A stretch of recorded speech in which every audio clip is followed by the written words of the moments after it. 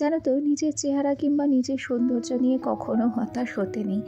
দেখো, তুমি কিংবা আমরা হতে পারি রোগা, মোটা, কালো, কুৎসিত, বেঁটে কিংবা লম্বা। একটা কথা আমাদেরকে মনে রাখতে হবে, ঈশ্বর আমাদেরকে সৃষ্টি করেছে, সুতরাং সে আমাদেরকে যেভাবে তৈরি করেছে সেভাবেই কিন্তু আমাদের খুশি থাকা উচিত। নমস্কার, কেমন আছো সবাই? আশা করছি সবাই খুব ভালো আছো, আর আমিও বেশ ভালো আছি। আমি রিমি। আজকে আমার আরও একটি নতুন ব্লগে তোমাদের সবাইকে অনেক অনেক স্বাগত জানিয়ে ব্লগটি শুরু করছি, আর আশা রাখছি ব্লগটি তোমাদের ভালো লাগবে। আজ থেকে প্রায় 15-16 দিন আগে আলুগুলো আনা হয়েছিল, তবে আমরা যেহেতু অনেক দিন বাড়ি ছিলাম না, আলুগুলো না ক্যারি প্যাকেটের মধ্যেই ছিল, আর প্রত্যেকটা আলুতে জানো তো গাছ বেরিয়ে গেছে। আলুগুলো আমি কাছে দিয়ে কেটে কেটে রেখেছি। এগুলো ভাবছি পাশের যে জমি আছে আমাদের সেখানে লাগিয়ে দেবো, যদি আলু গাছ হয়তো হবে, আর সেখান থেকে যদি কেজিখানেক আলু পাওয়া যায় তো যাবে।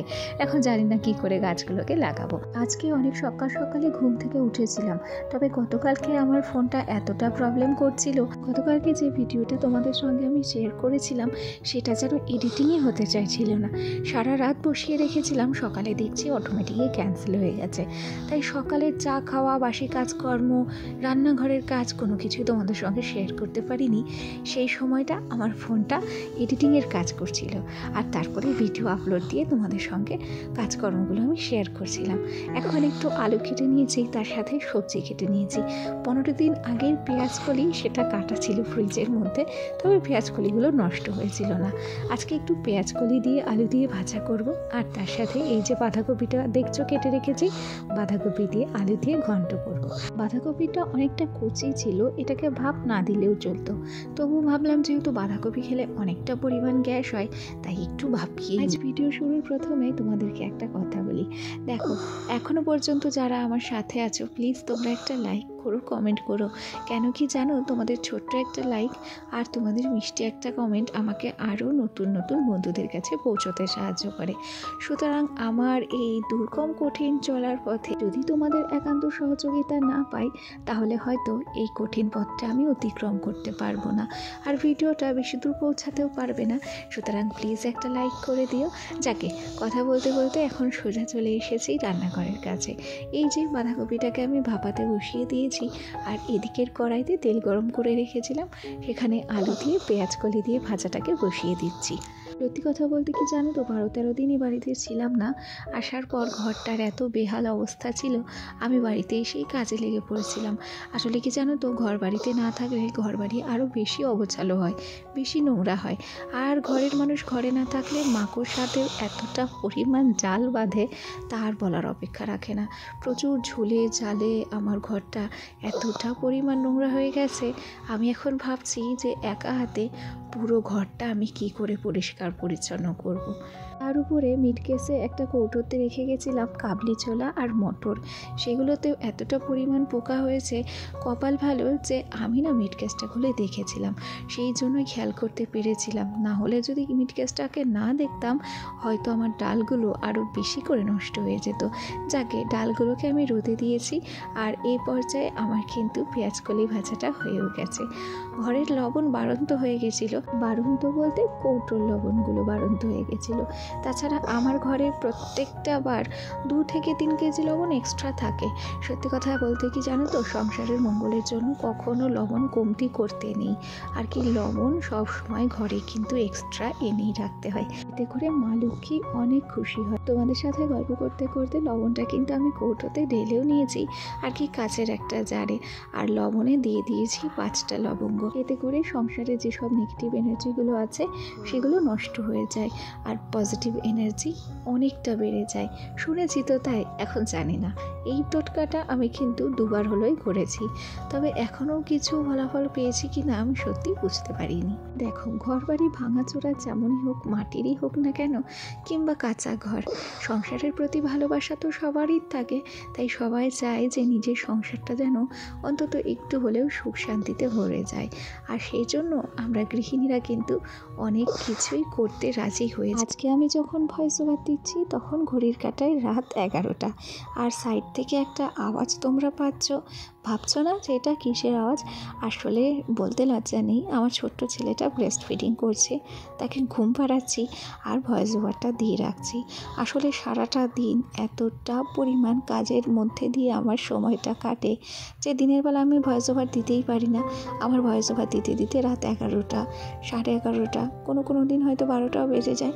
আবার কোনো দিন কাজের চাপ কম থাকলে ভয়েস ওভার কিন্তু দিনের বেলাতেই দেওয়া হয়ে যায়। বাকি তোমাদের সঙ্গে গল্প করতে করতে আমি কিন্তু অনেক কাজগুলো করে নিয়েছি, আর তারপর বিছানাটাকে আমি সুন্দর করে গুছিয়ে নিয়েছি। এখন জানো তো কী করি? রাত্রেবেলা বিছানার উপর একটা ওই 120 টাকা দামের কম্বলগুলো পেতে নিই। তাতে করে কি হয়, আমাদের তো প্রচণ্ড ঠান্ডা লাগে এই টিনের ঘরে, তাতে করে ওই যে কম্বলগুলো যখন গরম হয়ে যায় তখন না শীতটা অনেকটা পরিমাণে কম লাগে। আর সুতির বিছানার চাদর তো খুব তাড়াতাড়ি গরম হতে চায় না, তবে এই কম্বলগুলো খুব তাড়াতাড়ি গরম হয়ে যায়। চলো, এ পর্যায়ে এসে পড়েছি কিন্তু ফ্রিজটা পরিষ্কার করতে। ফ্রিজটা নেওয়ার পরে হালকা পাতলা করে মোছামুছি করা হয়েছে ঠিকই, তবে ডিপ ক্লিনিং করা হয়নি। আজকে ঢেলাই নমস্কার দিতে হয়েছে। আমরা বাড়ি ছিলাম না, যত সবজিপাতি আমরা এখানে রেখে গিয়েছিলাম তার মধ্যে শসা, কুমড়ো এগুলো ছিল, সমস্তটা পচে গেছে। পচে পুরো ফ্রিজের এই জায়গাটাতে না দাগ হয়ে গেছিলো আর একটা রস ভাব হয়ে গেছিলো। সেটাকেই আমি কিন্তু সুন্দর করে পরিষ্কার করে নিয়েছি, আর ফ্রিজের ভেতরটাকেও আজকে আমি পরিষ্কার করে নেব ভাবছি। ওই যে গতকালকে ফ্রিজ কভার কিনেছি, তারপর ম্যাটগুলো কিনেছি, সেগুলো তো পাততে হবে, সেই জন্য যাকে ওই যে ফ্রিজটাকে আমি একটুখানি পরিষ্কার করে আবার চটপট করে একটা কাজে চলে এলাম। এ পর্যায়ে কলপটটা আমি পরিষ্কার করে দিচ্ছি, আর আমার ছেলেকে তার বাবা তেল মাখাচ্ছে স্নান করাবে বলে। দেখলাম আগে কলপটটা ঝাড় দিয়ে পরিষ্কার করে যায়, যতক্ষণে ওর বাবা ওকে স্নান করাবে ততক্ষণে আমি ও ঘরে গিয়ে ফ্রিজটাকে কিন্তু সুন্দর করে গুছিয়ে নিতে পারবো। চলো, এতক্ষণ যে আওয়াজটা তোমরা পাচ্ছিলে সেটা আর পাবে না, কেন কি সোনাকে ঘুম পাড়িয়ে দিয়েছি, আর বাকি ভয়েস ওভারটা তারপরেই দিচ্ছি। এখানে সোনার কয়েকটা ছোট্ট জামা বলতে টুপি, তারপর সোয়েটার ওগুলো ছিল, সেগুলোকে একটু রোদে বসে ভাঁজ করে নিলাম। শীতের সময় এই রোদটার আমরা কত কদর করি, আর এই রোদটাকেই গরমকালে আমরা কতটা হেয় করি, তাই না বলো? আসলে ঈশ্বর না কোনো কিছু দিয়েই আমাদের মন জয় করতে পারেনি। যখন আমাদের যেটা প্রয়োজন তখনই সেটাকে আমরা ব্যবহার করি, আর যখন যেটা প্রয়োজন হয় না তখন সেই জিনিসটার কদর আমরা আর দিতে জানি না। গল্প করতে করতে দুটো নাইটি ভিজিয়ে দিয়েছিলাম, তবে একটা ভুল কাজ করেছিলাম। যদি গরম জলে নাইটিগুলো ভিজিয়ে দিতাম তাহলে অনেকটা ভালো পরিষ্কার হতো। ঠান্ডা জলে নাইটি ভেজানোর থেকে সুতির নাইটিগুলো যদি একটু হালকা গরম জলে ভেজানো যায় তাহলে ময়লাগুলো খুব তাড়াতাড়ি উঠে যায়। গত বছর পর্যন্ত আমি ভীষণ শীত কাতুরে ছিলাম, জানো তো? কেন কি গত বছর পর্যন্ত সংসারের এত দায়িত্ব, এত কর্তব্য আমার কাঁধে এসে পৌঁছেছিল না, তো যেটা এবছর এসেছে। সময় আমাকে অনেক কিছু শিখিয়ে দিয়েছে, তার জন্য খুব একটা শীতের ভয় এখন আমি পাই না। কেন কি আমি জানি যে আমাকে হেল্প করার মতো কেউ নেই, তাই শীত লাগুক কিংবা বরফই পড়ুক আমাকে আমার কাজগুলো কিন্তু করতেই হবে। আর যেহেতু এখন রোদের ভাগটা অনেকটা কম, সেই জন্য ফ্রিজটাকে পরিষ্কার করা বাদ দিয়ে আগে কিন্তু আমি নাইটিগুলো ধুয়ে নিয়েছি, আর তারপরে এই যে ফ্রিজের বাকি অংশটাকে সুন্দর করে ডিপ ক্লিনিং করে নিয়েছি। আর কালকে যে ফ্রিজ কভারগুলো আমি কিনেছিলাম আর কি তোমাদের সঙ্গে শেয়ার করেছিলাম, সেটাই কিন্তু ফ্রিজের উপরে আমি পেতে দিয়েছি।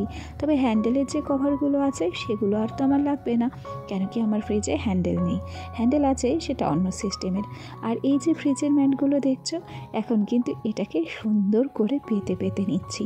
জানো তো, ম্যাট পাতার পর ফ্রিজের ভেতরটা এত সুন্দর লাগছে না দেখতে, সেটা আর তোমাদেরকে কি বলবো। অবশ্য তোমরা দেখলেই বুঝতে পারবে। তবে সত্যি কথা হচ্ছে, সবার চোখ তো সমান নয়, কারোর হয়তো ভালো লাগতেও পারে আর কারোর হয়তো ভালো নাও লাগতে পারে। তবুও তোমাদের কাছে একটা রিকোয়েস্ট যে আমার এই ফ্রিজটার সাজানোটা তোমাদের কেমন লেগেছে অবশ্যই একটা কমেন্ট করে জানিও। যদি ভালো লাগে তবুও কমেন্ট করো, যদি খারাপ লাগে তবুও কমেন্ট করো। সামনেই আম গাছের মুকুল আসার সময় হয়ে গেছে, তাই এখানে আমার বর কিন্তু আম গাছের গোড়াগুলো খুঁড়ে দিচ্ছে, আর এরপরে আমরা খাওয়া দাওয়া করব। আর তাহলে ভিডিওটি আজকে এখানেই শেষ করছি, আগামীকাল আবার দেখা হবে। সবাই ভালো থেকো, টাটা সবাইকে।